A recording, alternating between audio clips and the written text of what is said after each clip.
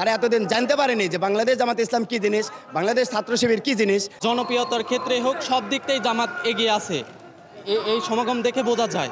বাংলাদেশের একমাত্র smart city Bashundhara এখন আরো নিরাপদ, আধুনিকতায় আরো এক ধাপ এগিয়ে। সারা বাংলাদেশ আজকে দেখবে যে বাংলাদেশ জামাতে ইসলামের জনশক্তি বাংলাদেশে আছে কিনা। যারা অতীতে আমাদেরকে অনেক হেনস্থা করছে, রাজাকার বলে গালি দিয়েছে, তারা আজকে অনুভব করবে যে আসলে বাংলাদেশকে একমাত্র ভালোবাসলে বাংলাদেশ জামাতে ইসলামের লোকে ভালোবাসে, তাছাড়া অন্য কোনো দল আমার মনে হয় না এত ভালোবাসে বাংলাদেশকে। শৃঙ্খলা নিয়ে আলহামদুলিল্লাহ এত সুন্দর শৃঙ্খলাভাবে আমি প্রায় আজ 18-20 বছরের মধ্যে এইরকম সুশৃঙ্খলভাবে কোনো জনসভা হয় আন্তর্জাতিক এত বড় একটা সম্মেলন আমি দেখিনি। সারা বাংলাদেশের মানুষকে এটাই বার্তা দিব যে আজ দীর্ঘ 16-17 বছর আমাদের বাংলাদেশের মানুষ, আমাদের যারা নতুন প্রজন্ম, তারা আসলে বুঝতে পারেনি, তারা এতদিন জানতে পারেনি যে বাংলাদেশ জামাত ইসলাম কি জিনিস, বাংলাদেশ ছাত্র শিবির কি জিনিস, তারা বুঝতে পারে। তারা আজকের এই পরিবেশ দেখে ইনশাআল্লাহ তারা উপভোগ করবে এবং বাংলাদেশ জামাতে ইসলামের দিকে তারা অগ্রসর হবে। ইসলামী দল ক্ষমতায় আসবে এরকম গণজোয়ার দেখে আমরা অনেক আনন্দিত। সেটা আলহামদুলিল্লাহ অবশ্যই ভালো। আমরা বিগত 16 এবং 17 বছর আমরা কোনো জায়গাতে পোস্টার বা কোনো জায়গাতে যে আমরা একটা কথা বলবো এরকম সুযোগ আমরা পাইনি।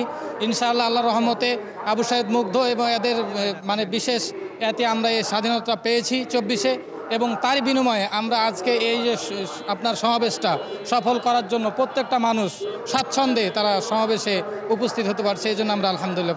আমরা রক্ত যখন দিয়েছি, রক্ত আরও দেবো, তবু এই দেশে আমরা সন্ত্রাস চাঁদাবাজ মুক্ত করবো।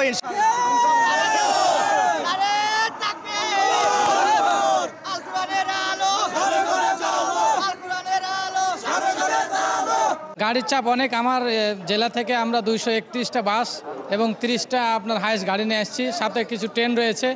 তো রাস্তাতে অনেক জ্যাম, অনেকে এই সমাবেশকে সফল করার জন্য অনেক আগ্রহ নিয়ে তারা দলে দলে মিছিল, ব্যানার, পেস্টন নিয়ে তারা সমাবেশের উদ্দেশ্যে তারা হাজির হচ্ছে। আসলে এটা নজিরবিহীন, এটা আমি মনে করি এটা নজিরবিহীন।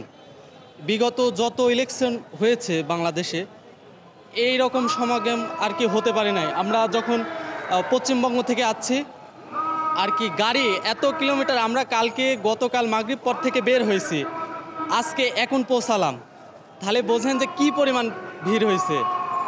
এই যে যেই সমাগম দেখা যাচ্ছে অবশ্যই প্রমাণ করে যে জামাতের সার্থক হয়েছে, মানে প্রচারণার ক্ষেত্রে হোক, জনপ্রিয়তার ক্ষেত্রে হোক, সব দিকটাই জামাত এগিয়ে আছে, এই সমাগম দেখে বোঝা যায়। আমাদের প্রত্যাশা একটাই যে বাংলাদেশে যেই আসুক সুস্থভাবে চালাক, সুস্থভাবে যদি বাংলাদেশ চলে আমরাও সুস্থ থাকতে পারবো। For more updates, follow us on Facebook, subscribe our YouTube channel, get the latest update on www.daily-sun.com.